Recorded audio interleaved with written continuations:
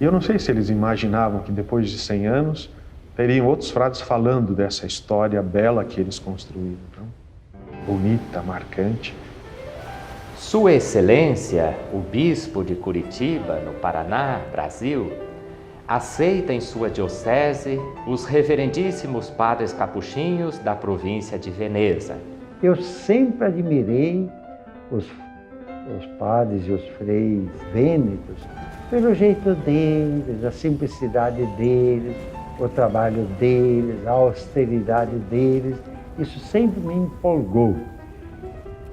Porque eles deixaram as suas terras, vieram aqui num lugar estranho para eles e eles doaram a vida aqui. Eu acho que isso é um grande ensinamento, deve estar registrado isso, para que nós possamos sempre ler e perceber essa riqueza de uma decisão como essa, né? De sermos missionários, de ir para o mundo. Os mesmos padres capuchinhos poderão construir conventos na diocese, constituir fraternidades e aceitar vocações.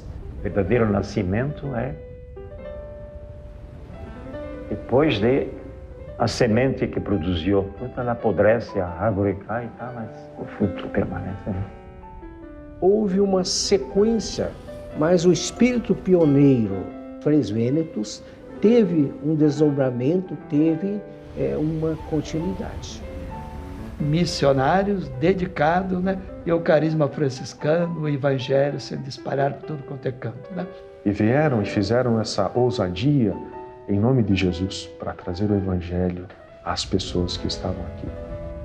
O exercício do sagrado ministério sacerdotal é regulado pelo direito canônico e a disciplina dos padres capuchinhos é regulada pelo mesmo direito canônico e também pelas leis da Ordem Capuchinha. Veneza, 16 de maio de 1919. Assinam Frei Serafim de Udine e Dom João Francisco Braga, Bispo de Curitiba. Senhor, faz de mim um instrumento de vossa paz. Onde houver ódio, que eu leve a luz. Onde há discórdia, que eu leve união. Onde houver erro, que eu leve verdade. Onde houver dúvida, que eu leve a fé.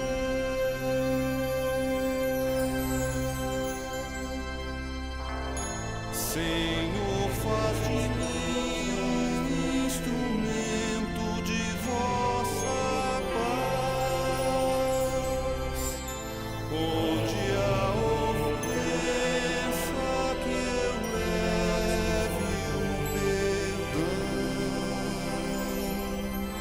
Se há desespero, que eu leve a esperança. Onde há tristeza, que eu leve alegria. O que os frades que aqui chegaram pela primeira vez, né? Aqueles 4 frades lá em 1919, em 1920, chegando aqui no Paraná, nas terras brasileiras, né? Fiquei imaginando a coragem deles, não, de deixarem a sua terra, pegarem um navio, demorarem não sei quantos meses até chegarem aqui, com a ideia de que talvez nunca mais vissem seus familiares, não? Quando me lembro dos freis antigos, me sinto até, me vem lágrimas, muitas vezes de emoção, porque eles levavam a sério a vida de frade. Os grandes marcos nestes 100 anos de nossa missão no Paraná e Santa Catarina, talvez podem ser assim delineados. Primeiro tivemos a missão, que foram os primeiros freis que vieram de Veneza. A presença dos missionários vênetos, né? a sua presença, a sua atuação, a sua austeridade, porque eram feios muito austeros, né, de batina, de barba, muito dedicados à pastoral. Eram desbravadores que pegaram muita mata, muita barro, muita poeira pela frente. Tem freis que, quando chegaram na paróquia, não tinham nada. Tem um frei que chegou lá, tinha apenas uma casinha de tábuas com brechas desse tamanho aqui, e a cama dele era simplesmente 2 tábuas. E chegaram aqui numa outra cultura, uma outra língua, os desafios, né, do lugar, da geografia, da cultura dessas pessoas que aqui estavam. E que chegou na paróquia de Congoinhas, chegou lá levando 60 hóstias e 2 garrafas de vinho e uma coberta, e não tinha mais nada. Aquele grupo de frades capuchinhos que vieram de Veneza assumiram esse projeto franciscano capuchinho com muita responsabilidade e com muita generosidade. E qual era esse projeto? Começaram o trabalho aqui, primeiramente nas paróquias do norte do Paraná, de Jaguariaíva, Tomazina, Siqueira Campos, e depois foram indo para outros lugares, mas tudo numa situação precária, de muita dificuldade, de muita pobreza. Eu diria que o projeto é aquele que Francisco assumiu quando ele ouviu lá dos lábios do crucifixo de São Damião. Francisco vai e reconstrói a minha igreja. Este é o projeto que esses frades assumiram, em sua grande maioria, assumiram com imensa generosidade. Os freis conseguiram deixar uma marca e dizer quem seja São Francisco. Não de uma forma, através de um discurso, de uma homilia, mas através do jeito deles. Eram verdadeiros frades, verdadeiros freis. Eram verdadeiros freis que, de fato, levavam a sério Deus e a vida. E foram pessoas extremamente felizes e realizadas. Tanto que os frades italianos, muitos deles que vieram aqui, não queriam nem mais voltar para a Itália. Falavam de voltar, não, aqui é meu lugar. Né? O meu coração está aqui nesse lugar. Não? A nossa província se constituiu essencialmente em cima de um caráter pastoral paroquial. Não sei se caráter ou dimensão, alguma coisa nesse sentido. Em que foi a necessidade da igreja da época. Quando os freis aqui vieram, o bispo espalhou os freis para atender paróquias. A nossa gratidão a esses generosos, missionários que vieram de longe, implantaram, com dificuldade de locomoção, dificuldade de língua, mas venceram, estão aí sendo lembrados. Depois tivemos a custódia, em 1937, que já foi uma elevação maior da nossa presença aqui. É claro que continuávamos ainda ligados à Veneza, mas já tinha uma organização maior entre nós. Depois, em 1957, tivemos o comissariado, que a organização aqui, ela se aperfeiçoou ainda mais. Grande parte dos municípios do Paraná, se escreverem a sua história e não colocarem os frades capuchinhos, eles serão infiel à própria história. Essa primeira fase que houve de crescimento, de expansão, e que praticamente nós fomos, em uma grande parte do Paraná, os primeiros evangelizadores, Então, praticamente o norte do Paraná estava em nossas mãos. Tudo. Se você andar pelo Paraná fora, norte, sul, leste, oeste, até o modelo de construção de igreja tem o toque do capuchinho, O Norte Velho, por exemplo, quase todas as igrejas são quase iguais, Quando você vê as igrejas do norte do Paraná, o norte pioneiro, todas construídas pelos freis capuchinhos e que tem uma beleza de arte, de arquitetura, ou seja, é o sangue, é a vida dos frades vênetos. Fomos pioneiros em algumas regiões, Pioneiros aqui no Paraná. Não somente no espaço geográfico, mas também em algumas atividades. Por exemplo, a televisão. Ali tínhamos o estúdio, né? Tínhamos o estúdio de comunicação, que a gente tinha que fazer um programa de rádio, e nesse programa a gente tinha que, então, entrevistar alguém, né? Fazer sobre um determinado assunto. A gente tinha essa formação também jornalística, básica, mas também que ajudou bastante, né? E o Frei Antoninho era o responsável por esse estúdio, né? Equipamentos na época eram equipamentos importados, caríssimos, então os missionários não tinham. Um dos critérios de seleção dos missionários era a questão da voz. Aqueles que tinham voz possante tinham uma preferência, porque em certos momentos isso fazia diferença. A televisão, quem rezou a primeira missa na televisão do Paraná, aqui em Curitiba? Dom Agostinho José Sartori, que era capuchinho, não era nem bispo, era capuchinho, morava no Mercedes. Tudo isso aí faz parte da nossa história. Aliás, eu acho que o grupo missionário é o único que tem uma história nos equipamentos, desde o início até hoje, num sequencial maravilhoso. Dá para fazer uma bela exposição só com esse material. E no mesmo dia que nós chegamos aqui, o Frei Teófilo veio de Botucatu, aqui em Curitiba, para fazer uma fotografia dos frades daqui. O Frei Gabriel Ângelo fez o primeiro filme longa-metragem colorido do Paraná. É o Hospital. É a Rádio Bom Jesus. Ele dava catequese naquela época e os catequistas sintonizavam no rádio e o Frei Gabriel Ângelo falando para os catequistas e a catequista no interior reunida. E eu me lembro porque nós ficamos olhando o jeito de tirar fotografia, a máquina fotográfica, naquele tempo era novidade, né? Às vezes os freis ficavam muito sozinhos, que não tinha jeito, não tinha maneira, mas eram homens, mesmo sozinhos, que faziam trabalhos extraordinários, né? Por onde os freis passaram, isso eu vejo, né? Deixaram sua marca, né? A minha chegada no seminário, estavam fazendo o velório do Frei Ricardo. Quantos freis que tiveram, talvez, a oportunidade de estudar pouco, mas que eles tinham a capacidade de bater de porta em porta, compartilhando aquilo que as pessoas tinham, seja dos seus alimentos, seja das suas alegrias e seja das dificuldades também. Frei Ricardo era o primeiro missionário que veio de Veneza e ele era também o nosso superior. Na hora do enterro, o Frei Barnabé... Frei Barnabé é um santo homem. Mas na época era a filosofia do tempo em que se ensinava oração, jejum e penitência. Esse era o forte. Falou o seguinte: Deus chamou o primeiro missionário para o céu e Deus já mandou o seu substituto, o Miguelzinho, ele falou.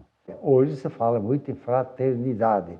Naquela época o negócio era penitência, oração e tal. Andávamos debatendo o dia inteiro, não podia tomar banho, o banho era uma vez por semana e ainda pedindo licença vez por vez. Era tal o calor que na batina aqui assim vivia branco de sal, do cordão branco de sal, do suor que ficava ali e secava. O momento mais importante foi depois que houve então o concílio. Então houve mais, como é que se diz, oportunidade para a gente colocar o povo pertinho da gente e a gente pertinho do povo. Os frades na história, eles foram conhecidos como frades da penitência, né? E depois do Concílio Vaticano II, os nossos ministros gerais vêm dizendo que os frades hoje são chamados a ser os frades da fraternidade. De 1962 a 65, realizou-se o Concílio Ecumênico Vaticano II e nós pegamos exatamente essa fase. Houve mais relacionamentos, houve mais conhecimentos, houve mais aproximação, houve mais encontro do padre com o povo. Isso nos marcou profundamente, intensas e fortes mudanças, tanto na estrutura interna, na nossa formação. O curso teológico foi profundamente modificado, já não havia aquele manual fixo para cada matéria. Em 1968, nós nos tornamos província. Então, no ano passado, celebramos 50 anos de nossa província. E os nossos estudantes frequentavam a escola, as aulas, junto com o clero diocesano e outros religiosos, e começaram a não gostar muito daquela tonsura, aquele círculozinho que se fazia na cabeça. Começaram a deixar que seus cabelos um pouquinho aqui, um pouquinho ali. E com isso nós, como estudávamos junto com outros seminaristas também, começamos a ter fortes influências externas, começamos a questionar intensamente as tradições capuchinhas, até que um dia, num belo teatro, no salão lá de Nossa Senhora das Mercês, esses freis resolveram acabar com a barba. Fizemos durante um teatro no Cine Mercês, em que se celebravam os 25 anos de ordenação sacerdotal de Frei Patrício, onde no primeiro tempo eram os freis de barba, e no intervalo todos eles raparam a barba, pareceram todos limpinhos de rosto. E às vezes com chuva, guarda-chuva, mas chegava na escola, a batina tudo molhada por hora, né, da caminhada. Vamos vir para o estudo sem batina, né? E aí caminhamos, começamos a querer tirar a batina e não podia, e aí fizemos uma greve. Eu aprendi a pedir para as pessoas. Naquele tempo que eu trabalhava, eu não pedia para o seminarista, faça isto, faça aquilo, não faça isso, não faça aquilo. Certamente foi um diferencial assim na nossa vida, a questão da música, enfim, a gente foi preparado quase de uma forma integral. Eu acho muito curioso quando que algum frei idoso chega e fala assim: nossa, eu gostaria de ter as pernas que você tem, de caminhar, assim. Eu acho muito curioso isso. O trabalho que eu faço agora, eu tenho um jeito, será que não podia ser melhor assim? Será que não daria para fazer dessa maneira? Será que não seria melhor fazer assim e tudo mais? Troquei totalmente também o meu modo, o meu jeito de viver e de trabalhar também com as pessoas. Porque o meu desejo sincero é que um dia também a gente possa ter os olhos e o coração desses freis idosos. Comecei em 57, né? 57, até 61, 60, tudo de cavalo, né? Toda a região de Rio Branco e de Tamandaré, eu que atendia de cavalo. Eles viram a província que um dia não era nada, que começou com 5, com 8 missionários. Umarama, nossos frades entraram lá quando era mato. Estava escrito, aqui será Umarama, com o Frei Estevão, né? E o Frei Vital. Se aqui será Umarama, né? Por exemplo, né? Um monte de mato, um monte de floresta. Eu atendia 44 comunidades. Ia com o jipe velho lá nos últimos anos e chegava até onde chegava, e dali a gente arrumava um cavalo, ia talvez junto com outro, passava capela e capela, assim por diante. E eles foram construindo esse sonho quando que ninguém enxergava nada, quando que ninguém colocava fé nenhuma. Dentro do todo, a presença dos capuchinhos foi a grande bênção de 1920 até 2020. Muitos desses freis doaram a vida inteira deles e semearam frutos que talvez nem eles tenham ideia.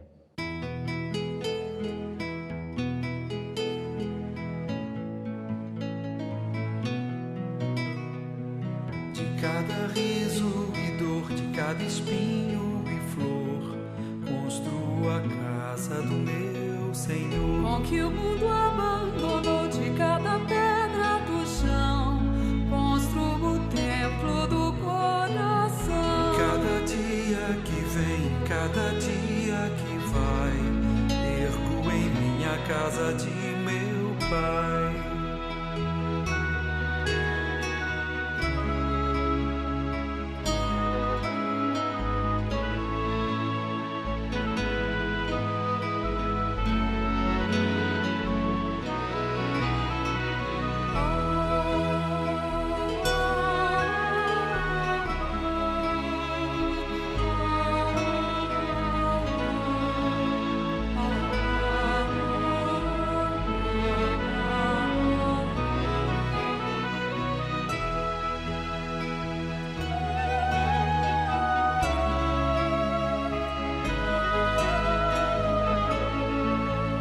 Nós, como sacerdotes, conhecemos o lado do povo que o religioso, que o simples religioso não conhece. O confessionário e o contato com o povo faz a gente ter aquilo que hoje eu tenho.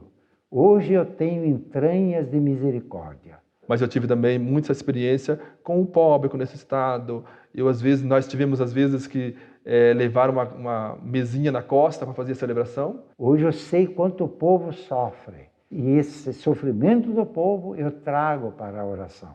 A minha oração pessoal hoje é diferente depois que eu trabalho com o povo. Não tinha lugar, nada, a gente debaixo de uma árvore levávamos então uma mesinha e rezávamos com o povo, né? Então uma situação assim, bastante o esgoto correndo nas ruas, né?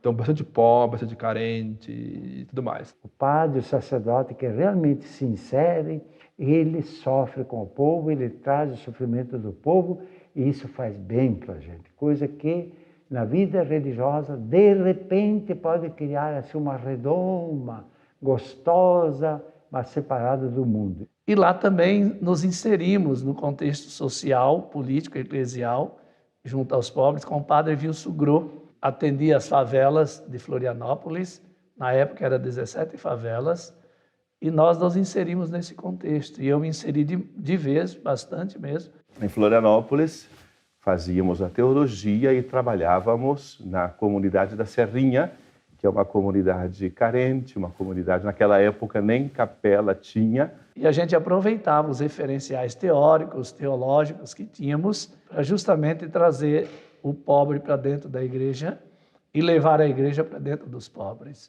Nós rezávamos na rua, fazíamos as celebrações da palavra com a Eucaristia na rua, meio de barulhos, de música, de briga de cachorro, e assim a gente ia fazendo uma experiência diferente de igreja inserida no meio popular. No Brasil, da década de 40, de 50, muita dificuldade no Brasil, muita pobreza no Brasil. Não era diferente nos seminários de pobreza e dificuldade. Então era muita fome, muita miséria que nós passávamos lá. Muitas vezes, depois do almoço, saímos do almoço e íamos no meio do milharal, escondido, evidentemente, chupar cana de milho para matar a fome.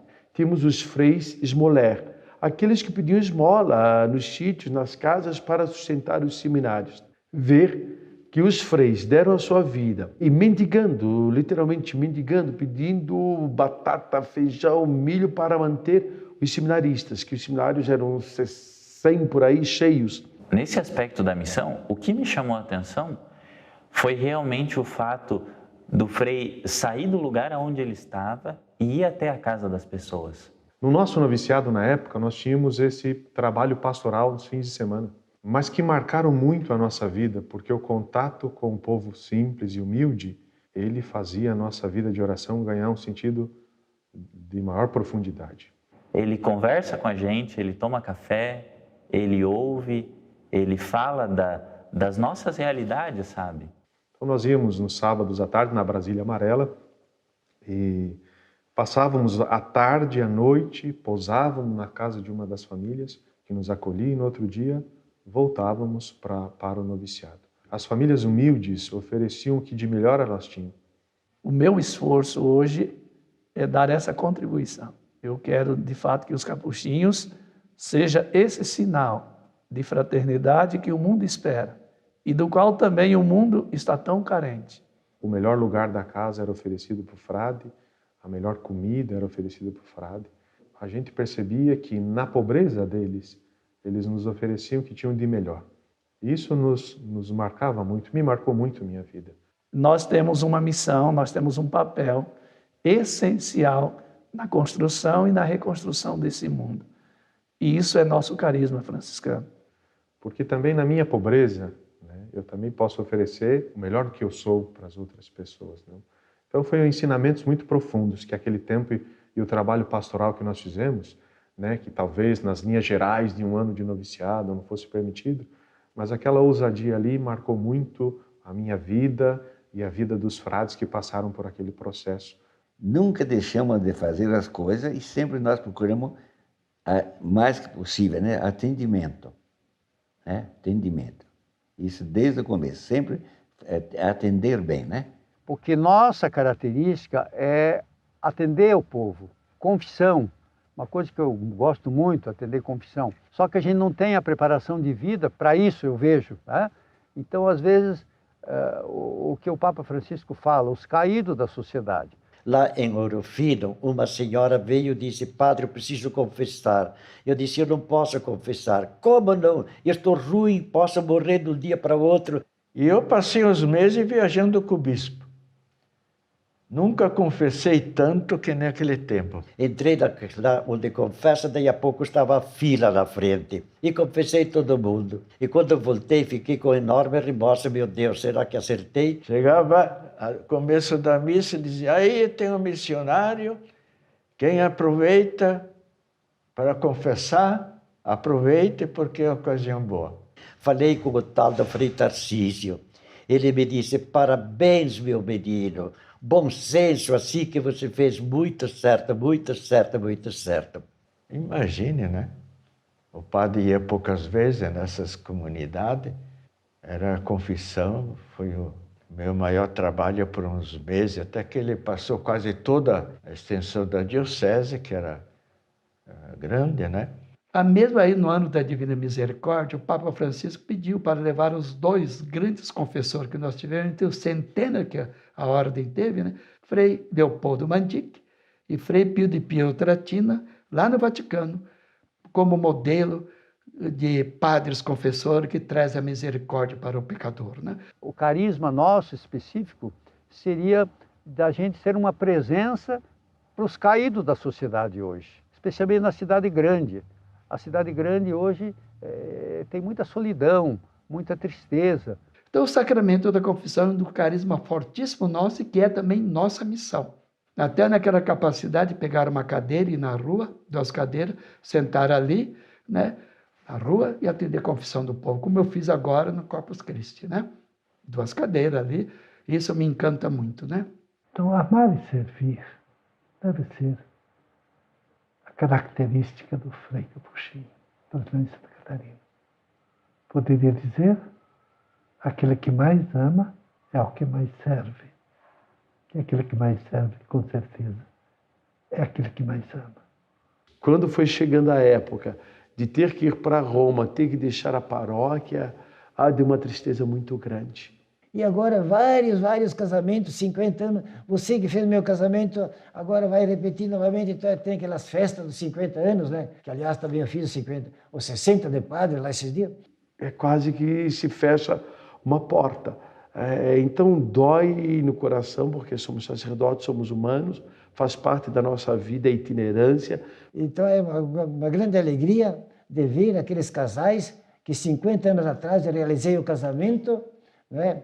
E depois outros, você, eu fiz primeiro a Eucaristia com você, eu fiz isso. Me lembro até hoje, desta primeira paróquia, foram 160 quilômetros, quando eu saí dali de Lebon Régio até Lages, que ele me trazia para Florianópolis.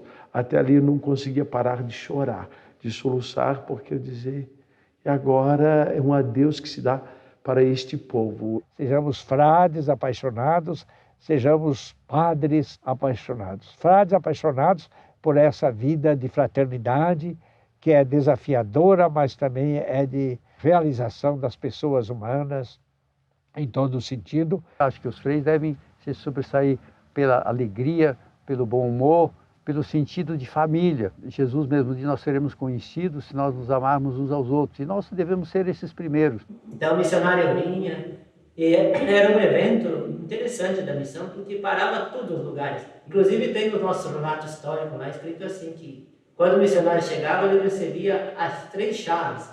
Quem seriam as 3 chaves? Eles tinham a capacidade de ir nas famílias, resolver diversos problemas, e eles só enfrentavam o período da crise. Então ele recebia a chave da paróquia, o pároco entregava a chave da paróquia, né, para o missionário. Quando que chegava o momento onde tudo estava tranquilo, eles iam embora. Eles ficavam só alguns dias lá. O prefeito entregava a chave da prefeitura e o delegado entregava a chave da delegacia. Então ele tinha os 3 poderes na mão.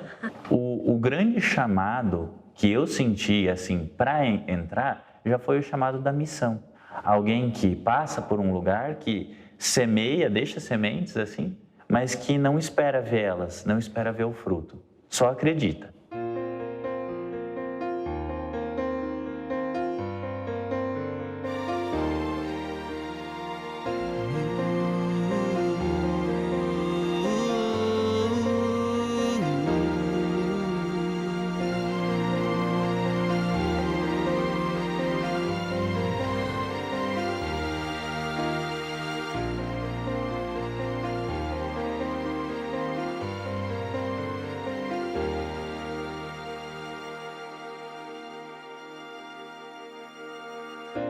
Manchadas estavam minhas vestes com a nódoa impura do pecado, quando tua mão me levantou, quando tua voz me disse vem.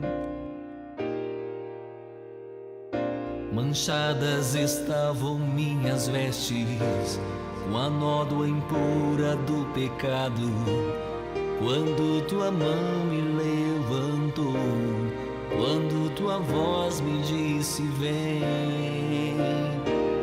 Pra te seguir, retiro as vestes da impureza, eu deixo o medo e a incerteza, mirando o espelho que és tu, eu vou seguir o Cristo nu. Veste-me então de santidade, com o símbolo da castidade, com o manto do amor esponsal, com o diadema.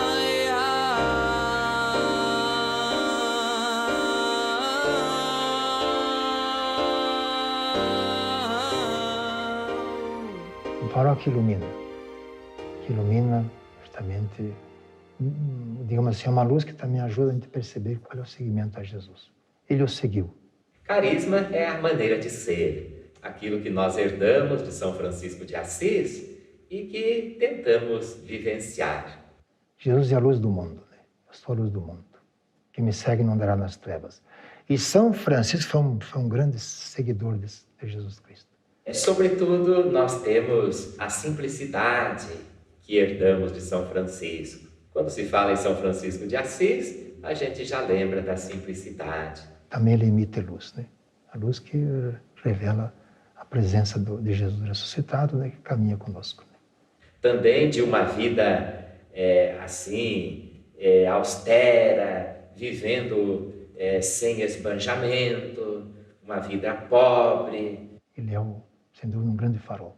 Não só para mim, mas eu creio que para a humanidade.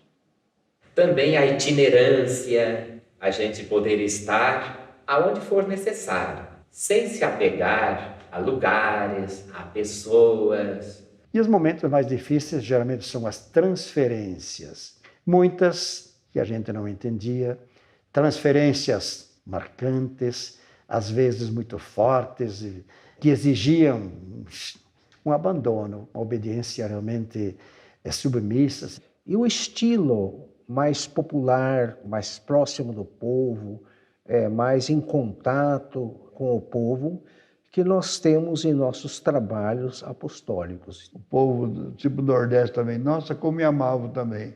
Respeitavam por causa... Tem que a tradição do Frei Padre Cícero e o Frei Damião.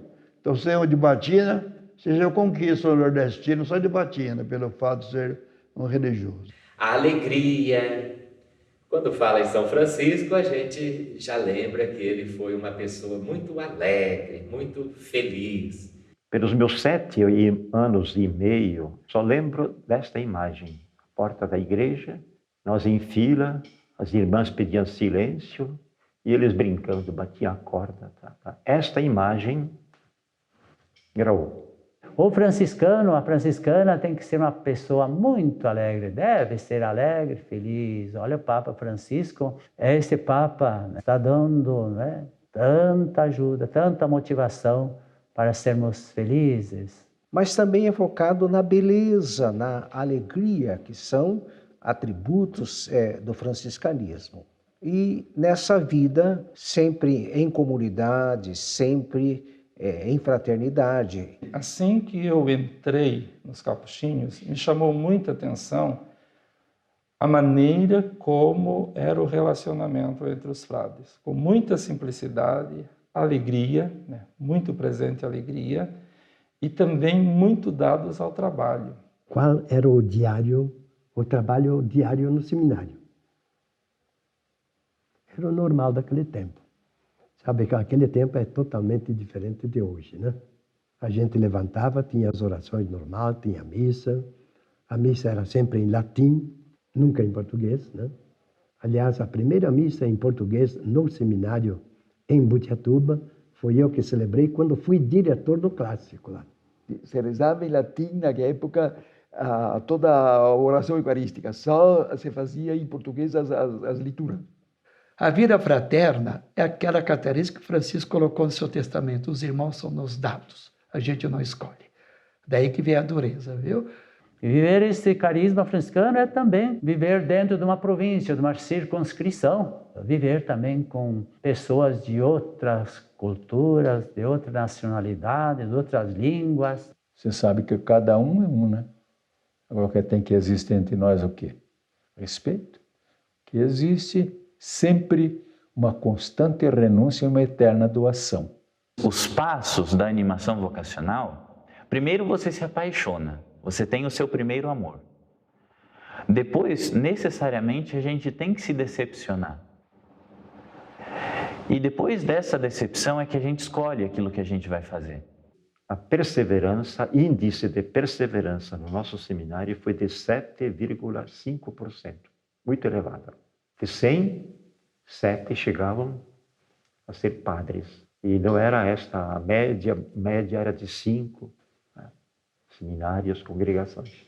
O meu primeiro amor, e também eu percebo que o primeiro amor de cada frei ainda está vivo.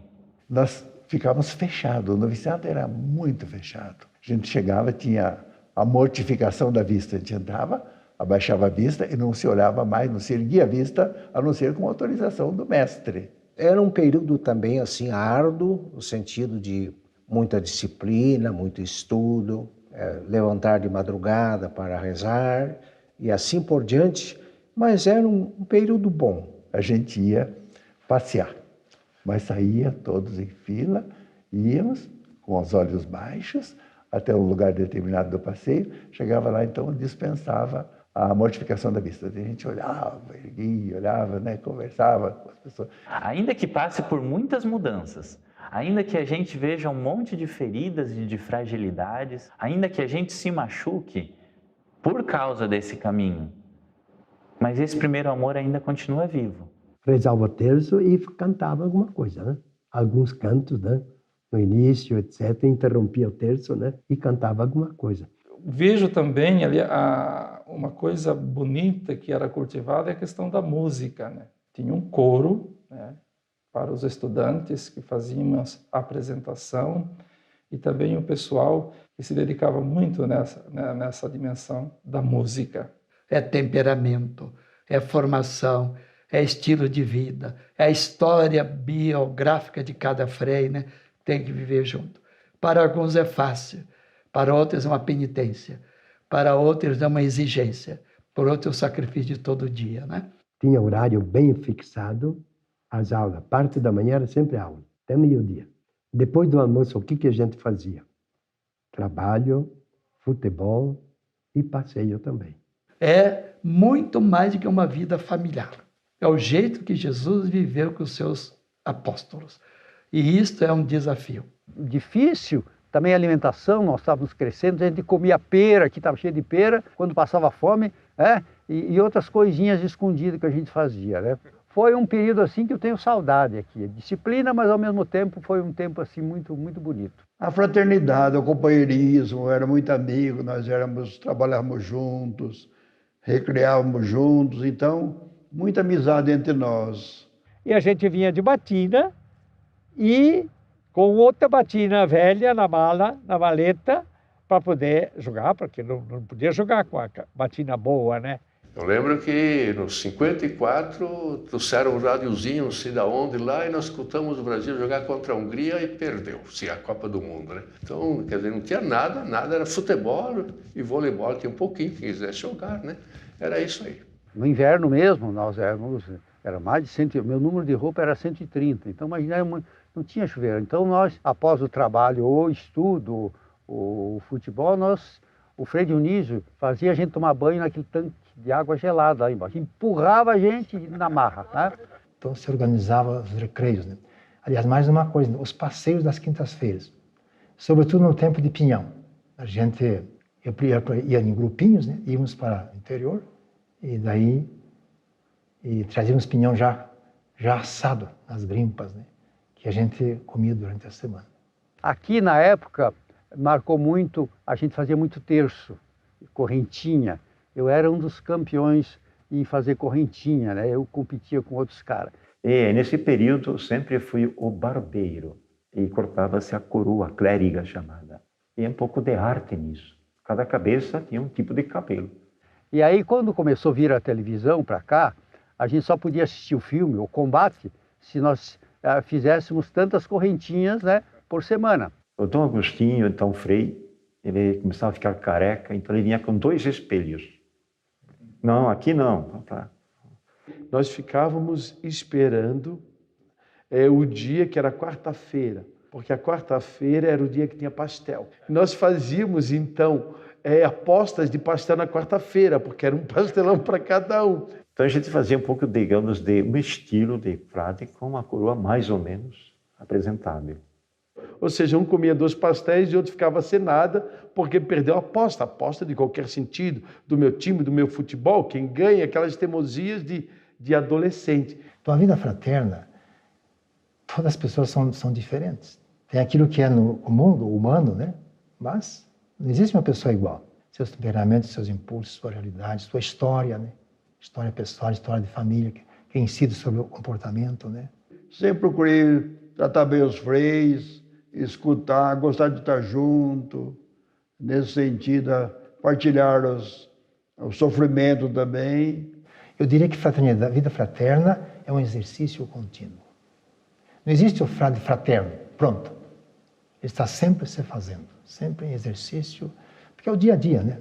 Mas o marcante foi de cuidar dos freis, né? Os doentes. Eu dava banho, levava ao hospital, pegava o carro, eu levava e trazia, e ficava no hospital, passava a noite com eles no hospital, tudo. Mas isso aí que eu gostava de fazer mesmo, fazia por gosto e por... Quando eu vejo o carinho e o amor dos nossos freis pelos doentes, pelos idosos, por aqueles que ficam totalmente dependentes, eu penso, é esta a vida que eu quero. Eu me vejo desse jeito, como herdeiro de uma história, mas também como responsável por dar continuidade dessa história. Então, 2 coisas que não podemos esquecer: que tudo é graça de Deus, mas que também tudo dependeu do esforço de muitos freis que aqui passaram e que depende também do esforço de todos nós que no momento estamos aí. Oferecendo respostas novas, mas sem nunca esquecer que o primeiro amor ainda está vivo, que o primeiro amor, se Deus quiser, vai passar para muitas pessoas depois de nós. Dizer que é possível, sim, pessoas viverem debaixo do mesmo teto, comungarem um ideal, comungarem um sonho e viverem bem e viverem felizes.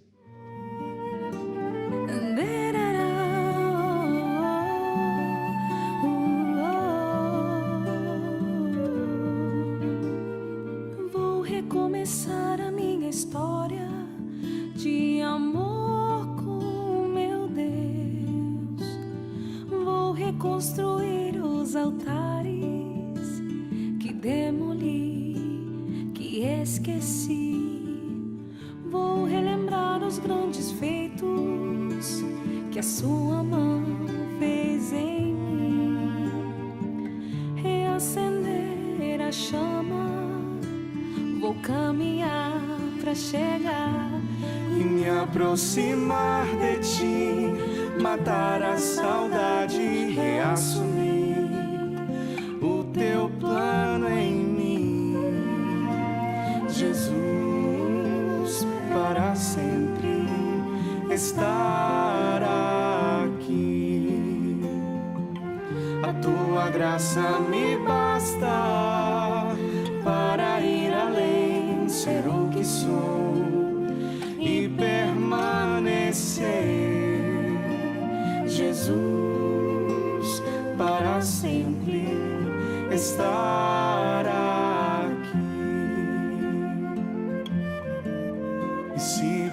barreiras e tropeços aparecerem, não temerei nem tremerei agora. A essência da vida franciscana é fraternidade. Mas fraternidade não é frei. É fraternidade universal. Tomar como missão nossa de revelar ao mundo a vida em fraternidade e de dizer ao mundo, à sociedade, que é possível vivermos como irmãos. Fraternidade que treinamos aí dentro, que é espinhoso, tá? Tudo bem? Mas é para que a gente tenha a mente aberta para a fraternidade universal.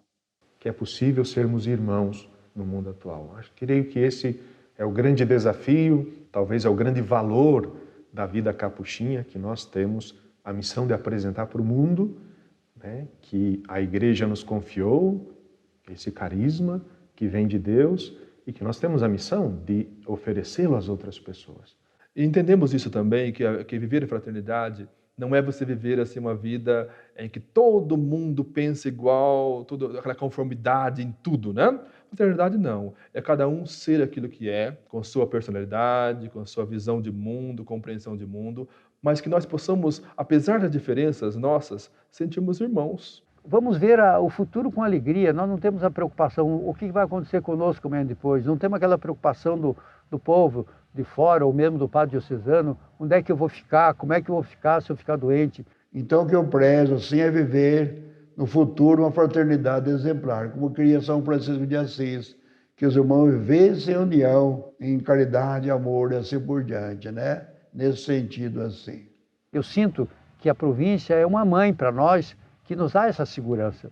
Então, é importante que cada um de nós que celebra esses 100 anos procure sentir-se sereno em relação ao futuro. Eu vejo assim como um sonho, né, dentro da província, é que de fato consigamos viver isso, de dizer para o mundo, para as pessoas, mais do que com palavras, mas que elas ao olharem para nós possam dizer como é bonito ver os frades viverem juntos, né? É possível vivermos juntos, é possível de fato sermos irmãos. Então, por isso é muito importante. Poxa, dei a vida para essa causa, então senti feliz por causa disso, né? Foram longos anos de trabalhos pastorais, trabalho de formação, e certamente enriquece muito a minha vida pessoal e me sinto, de fato, profundamente realizado, imensamente feliz. Através da escuta dos idosos, aprendendo a valorizar também mais a vida, sobretudo dos freis que deram suas vidas nessa história provincial nossa, tão curta, tão pouca, talvez tão pequena, de 100 anos de presença de missão, 50 anos de província. A gente é apaixonado pelos freis, pela nossa missão. A gente é apaixonado pelo povo que entende qual que é a nossa missão, que dá coragem para a gente seguir em frente, ainda que a gente deixe para trás toda uma história que a gente construiu. Mas assim, tão rica, tão maravilhosa, né, de poder assim contemplar cada momento, cada passo da história desses freis. E no meio desse caminho a gente percebe que a gente não está sozinho.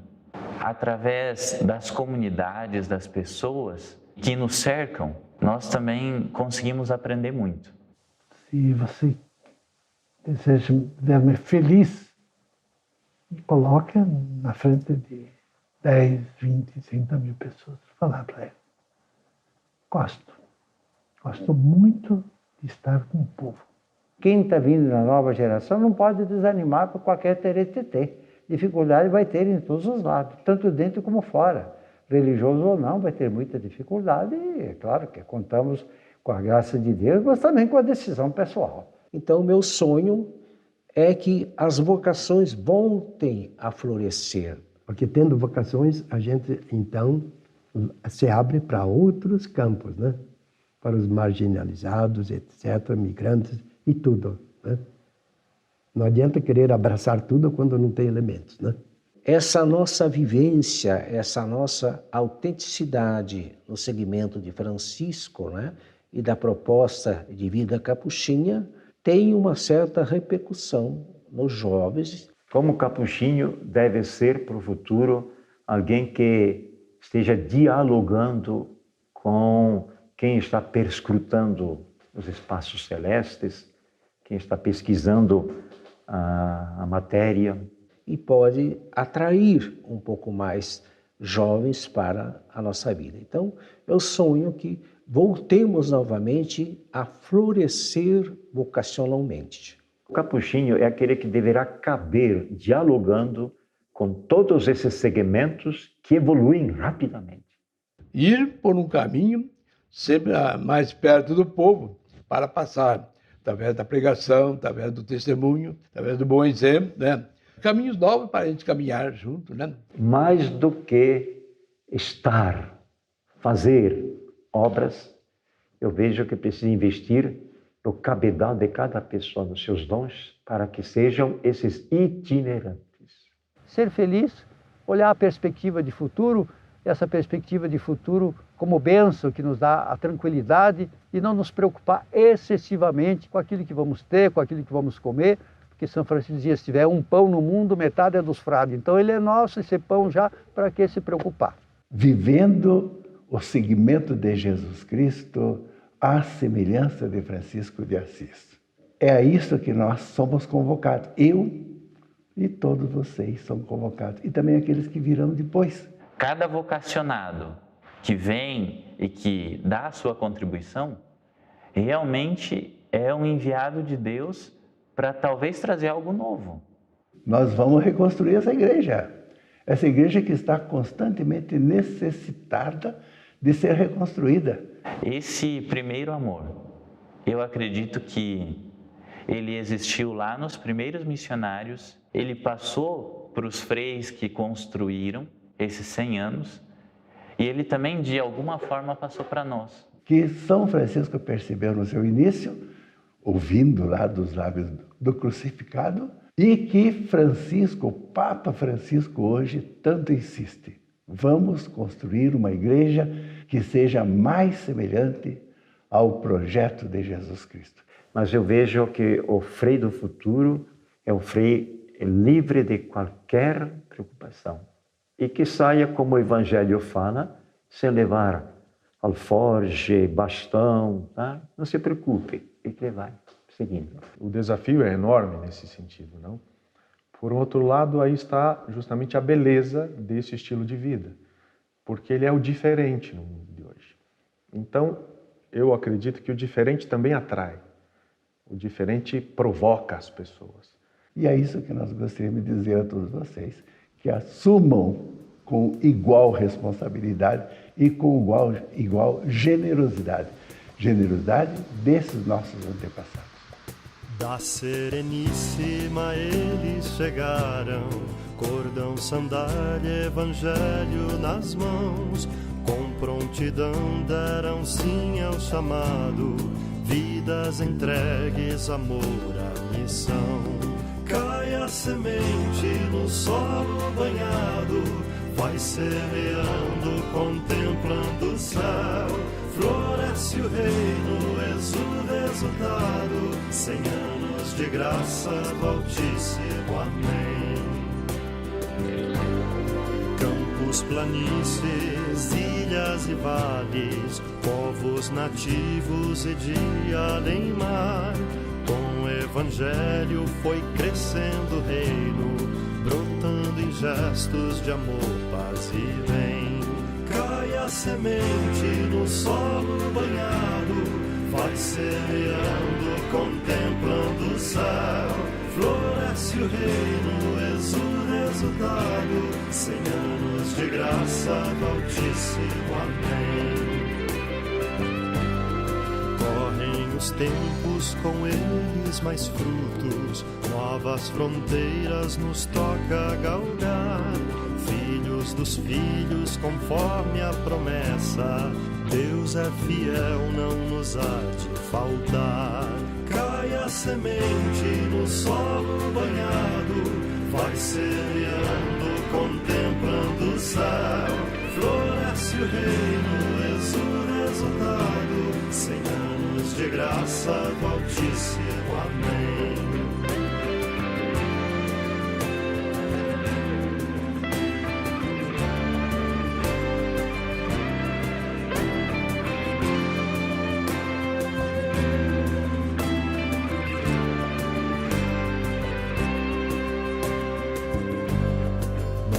Nós louvamos, Senhor da história, Pai de bondade, trindade de amor. Dai-nos ser dóceis ao fogo do Espírito, qual seguidores de Cristo, Senhor.